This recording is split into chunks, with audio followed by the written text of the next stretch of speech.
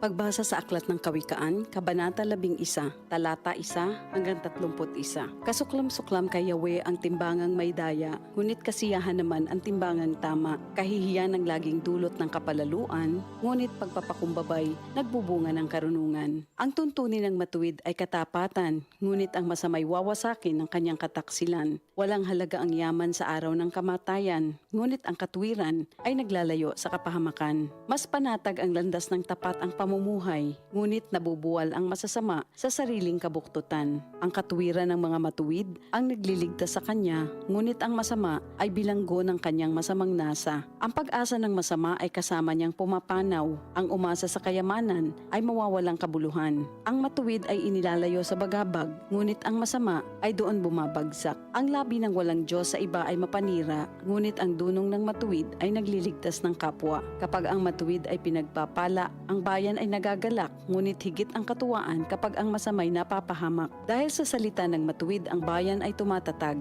ngunit sa kasinungalingan ng masama, ang lungsod ay nawawasak. Ang kapos sa kaalaman ay humahamak sa kapwa, ngunit laging tahimik ang taong may unawa. Walang maitatago sa bibig ng madaldal, ngunit ang tunay na kaibigan, iyong mapagkakatiwalaan. Sa kakulangan ng tuntunin ng bansa ay bumabagsak, ngunit sa payo ng nakararami, tagumpay ay tiyak. Ang nananagot para sa iba, sa gusot ay nasasadlak, ngunit ang ayaw gumarantiya ay malayo sa bagabag. Ang babaeng mahinhin ay nag-aani ng karangalan, ngunit ang walang dangal, tambakan ng kahihiyan. Lagi sa kahirapan ang taong tamad, ngunit masagana ang buhay ng isang masipag. Ang taong mabait ay nag-iimpok ng kabutihan, ngunit winawasak ng marahas ang sarili niyang buhay. Ano man ang anihin ng masama ay walang kabuluhan, ngunit ang gawang mabuti ay may pagpapalang taglay. Ang taong nasa matuwid ay makasusumpong ng buhay, ngunit ang landas ng masama ay patungo sa kamatayan. Ang kaisipang masama kay Yahweh ay kasuklam-suklam, ngunit ang lakad ng matuwid kay Yahweh ay kasiyahan. Ang taong masamay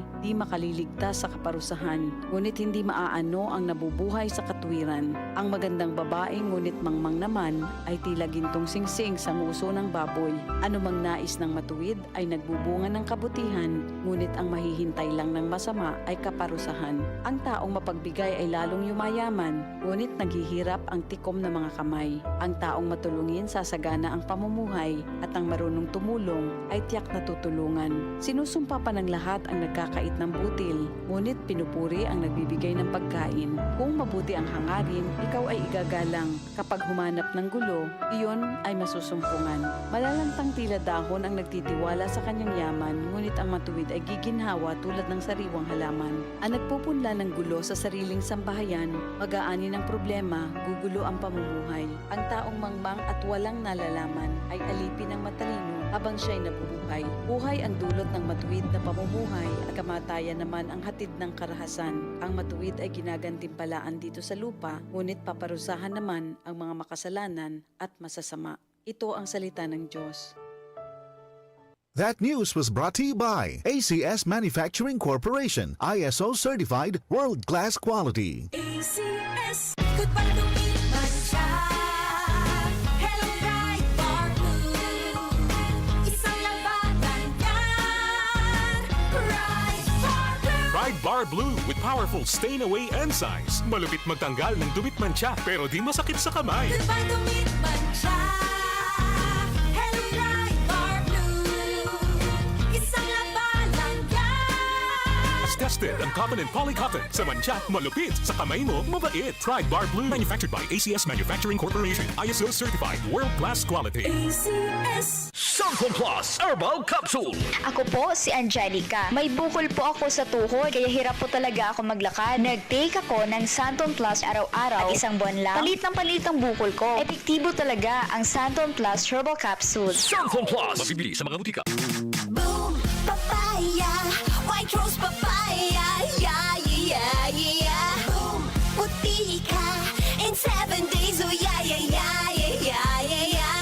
White rose papaya. New White Rose Papaya. May double whitening ng papaya extracts and vitamin B3. Clinically proven magpaputi in as early as 7 days with regular use. Boom, puti ka, white rose papaya, yeah, yeah, yeah, yeah, yeah. Papaya puti, papaya Papaya Fast! White Rose Papaya with vitamin B3. Manufactured by ACS Manufacturing Corporation. ISO certified world-class quality.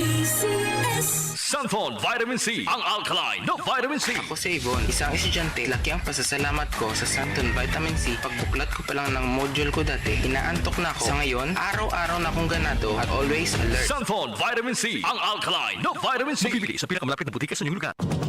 65 radio stations nationwide. Mahigit 2,000 radio anchors, commentators, reporters at correspondents nationwide. Hatid naming mga balitang tatak, RMN, balitang pinagkakatiwalaan, mapapakinggan saan mang sulok ng bansa, Luzon, Visayas at Mindanao mula sa Radio Mindanao Network. Ang totoong nationwide network. Number 1. Ito ang DCXL News. 558 kHz. 6 na dekadang maaasahan. Sa balita at serbisyo publiko. Ang himpilan ng RMN Network sa Mega Manila. Live sa radio at online.